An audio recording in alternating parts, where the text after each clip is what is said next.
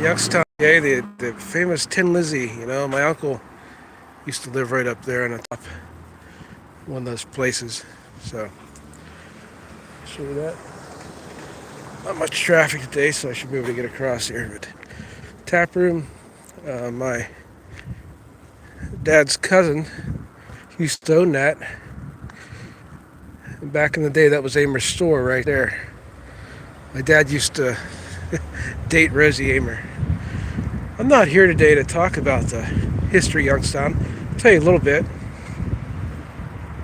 It's one of the oldest communities in Western PA.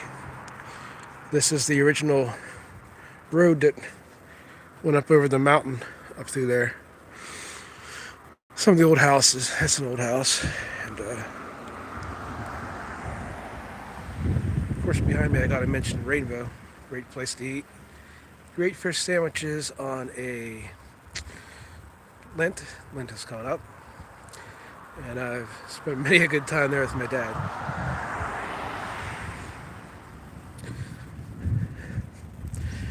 So I wanted to do a walk today. I'm still learning how to do this orientation on this phone. I apologize about yesterday. That was really bad quality.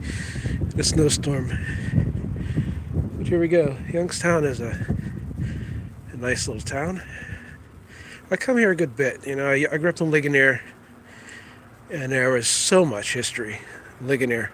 So much to see, so much to do. And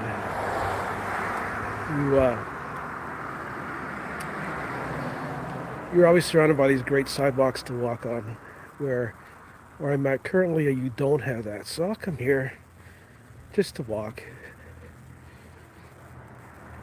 A lot of memories here for me. A lot of memories.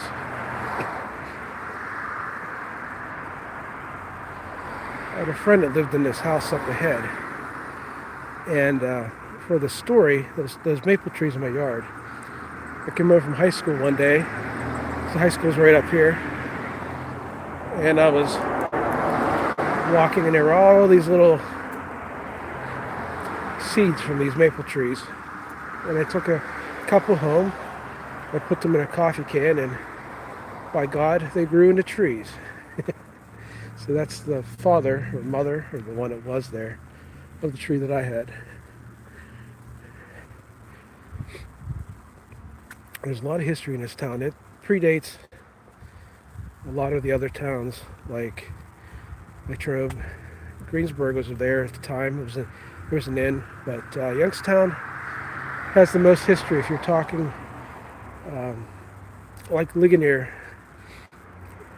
smaller community that everything else grew around it.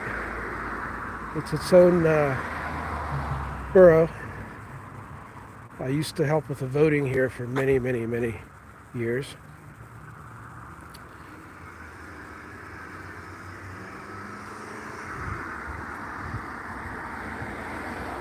Youngstown Volunteer Fire Department has some of the best places for food and that. My dad used to be a frequent visitor there too as well. Spent many a time there. I tell you, getting a lot of my history here today. Really good history. A lot of things have changed. A lot of things are still pretty much the same.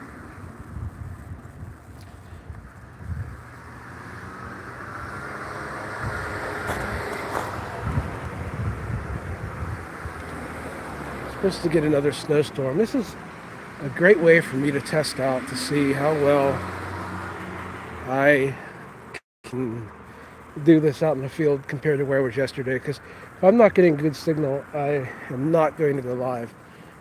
I like the live. The longer videos really that aren't as well produced. They're just me being out in the moment. I think people enjoy it more. This is Shel Silverstein, man. Where the sidewalk ends, it was right here. Right there. So, wanted to point out, on the left here is where Arnold Palmer had his golf course. A little bit of history of that. for you. Arnold Palmer, before he went pro, his dad Deke, my dad was friends with him. In fact, he gave my dad the reference that helped him become a management. And one of my fans there. But Arnold Palmer wanted to be sponsored as a pro by this golf course. Well, he wasn't. His dad was the groundskeeper. And when Arnold Palmer became a great golfer professionally, this is where he bought, and he lived right up on the hill there. The high school's up there as well.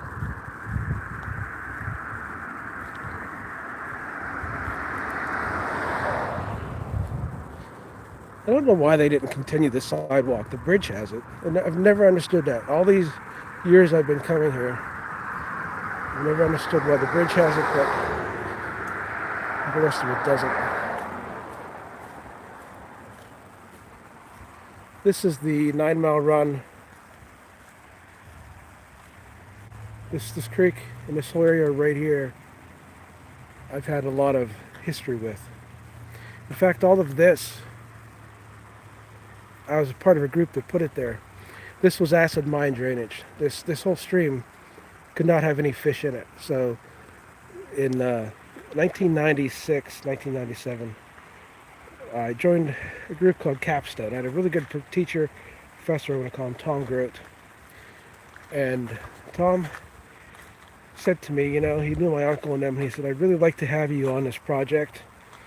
I believe in you as a young man, yada, yada, yada. And I said, well, that sounds kind of neat. I didn't know what Capstone was.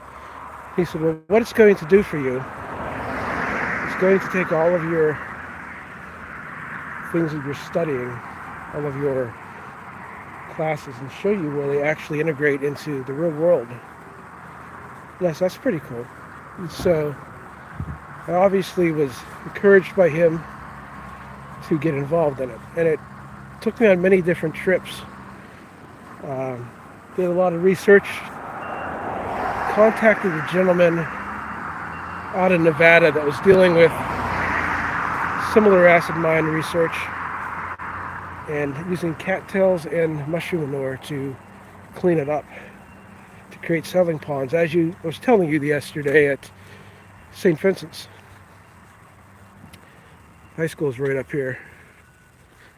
So this was our testing grounds. We had several sites along this path. Mine was at Bagley. I was with my cousin Johnette, friend Ben, and Jenny. And we met with Bud Baker. He was a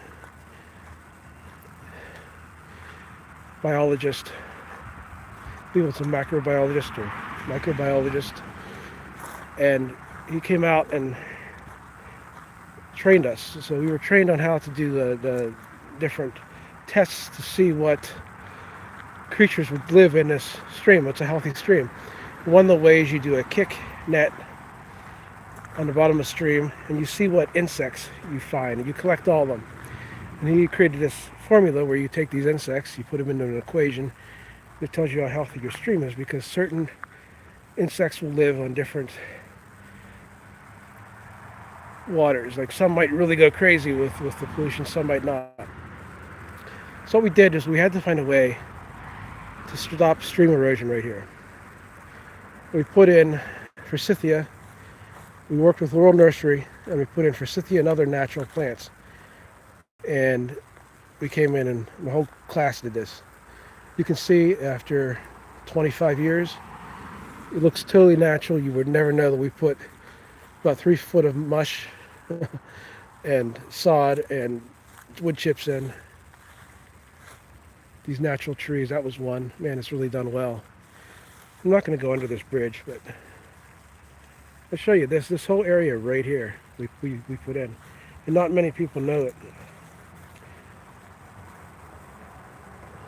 But at the time, when I would do testing on my site in Bagley, you would find absolutely nothing alive. The water coming out from the stream at Bagley into the 9 Mile Run was high in pyrite and other metals. Actually, the water would run white because there was so much aluminum in it. And you would see nothing that, I don't know what that is, but that's weird. Okay, so anyhow, see they're still doing some of it here to hold back the water. There's a shoe. If anybody lost your shoes, right here. This is Youngstown. So we're going to look at this. Somebody's birdhouse is in. That's kind of cool. So what you have here is the stream. We put in the settling ponds to leach out the heavier metals, and now people trout fish here. Let's see who put this in. The Pennsylvania Game Commission. I like that. I like that a lot. A couple more of them along here.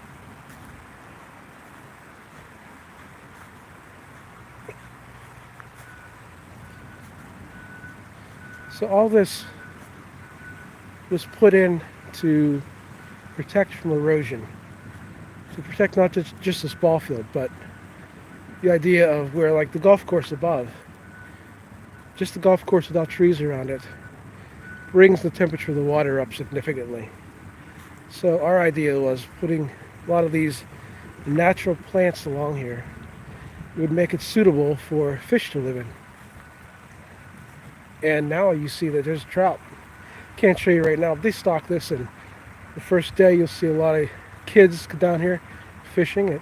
It's kind of really one of those things in my life that I take pride in, because I looked at it and said, you know, before that, this was dead waters. There was nothing. It was orange. Now people are living in it. Not living in it, fish are living in it, and people are using it.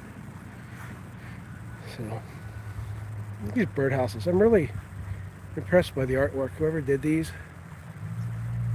that's really cool. You have a ship with squid and there's birds in it. I like that.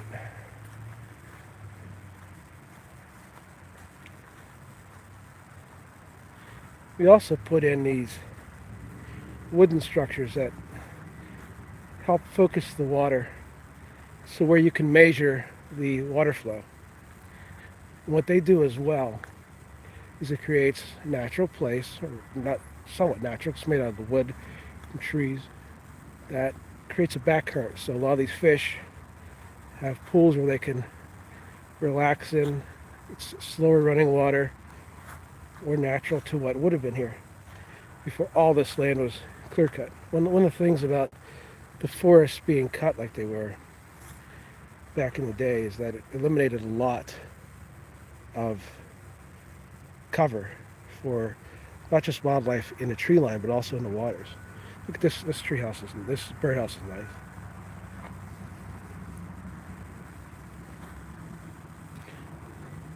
I even knew the men, like when I first started coming here in high school, it's right there's my high school. This had to be leveled. And when I came down here, it was, this whole area had to be filled in. And I knew the men that did that. They gave me a lot of these arrowheads they found, and they said, you know, historically, Youngstown had a great Native American presence, because that was where the path over the mountain was. There was also one where there is now through the gorge. But they were curious that it would have been probably the town that was a Algonquin town would have been in this area. So it would have been their hunting grounds. Here's one of these structures I was talking about. Taking trees. See the nice backwater crates, just like natural wood? You have two of them. So it focuses really well. the amount of water in there. As you see it, it becomes more rapids down this way. And then you follow this, it goes down to Route 30 at the Cloverleaf, and then eventually it goes into the Loyal Hannah. So,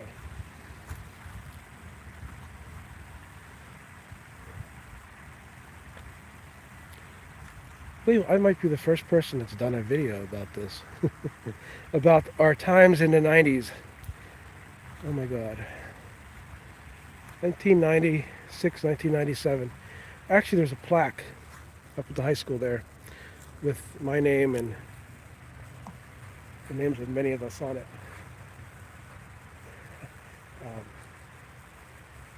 Outdoor 2.0 was saying yesterday, you always feel you're young until you look in the mirror. Or I'm looking right now and going, wow, all those years pass like that. So,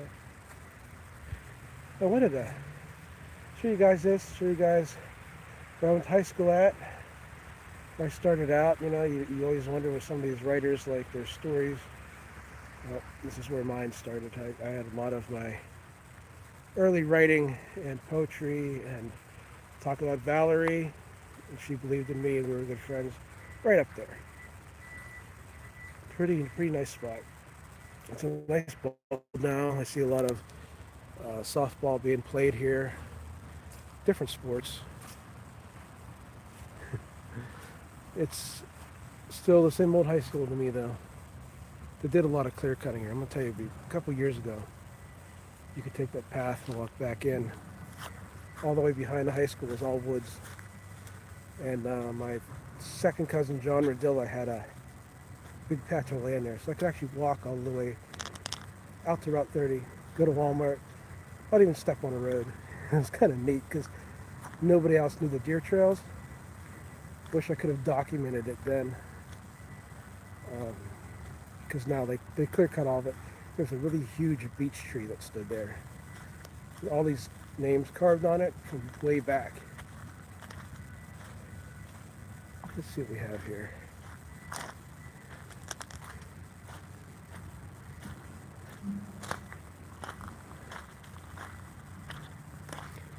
I really have not been down here a lot in a number of years, so we'll see what I find. I always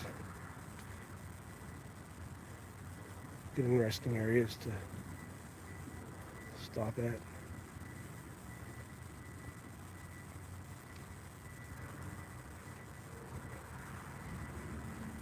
Some little kid left their coat. A fruit snack. Wow.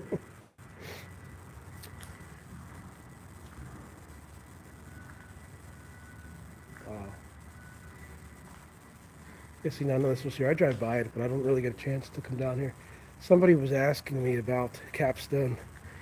Yeah, after yesterday when I posted that video, and they were asking about what, with the cleaning up the acid mine drainage, what it entailed, what the story was behind it, etc., etc. And I thought, well, it'd be a good day between snowstorms to come down, just tell you guys a little bit about Tom Grote, my good friend Scott McGuire, which was another teacher of mine. He's currently battling ALS.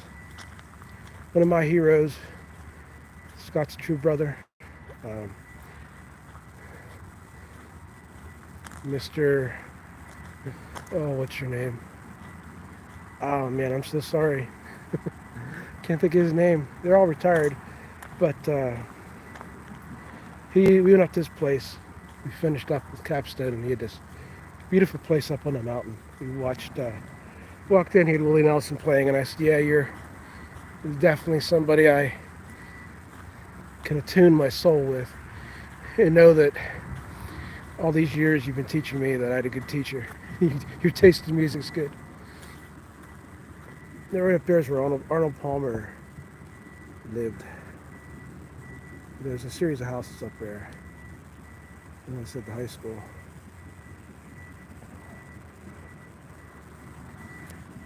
They're doing something over here at the golf course. I don't know what. But look at this sign here, and I'm going to get going here.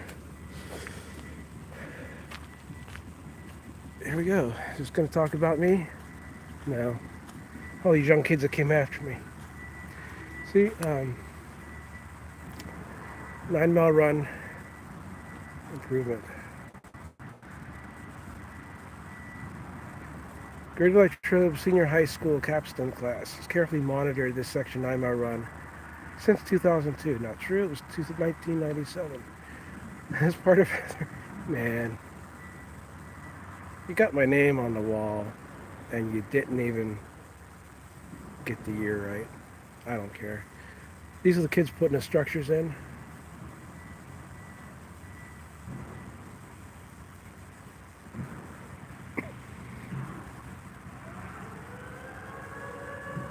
Pretty cool. Well, the sirens go and they found me out. They know I'm here. Don't let me tell them the story. Better get back.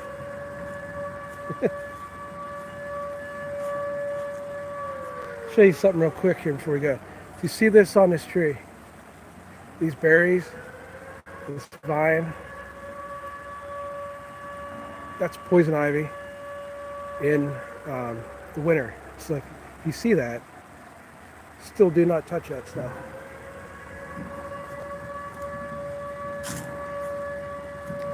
Catch y'all later. Peace.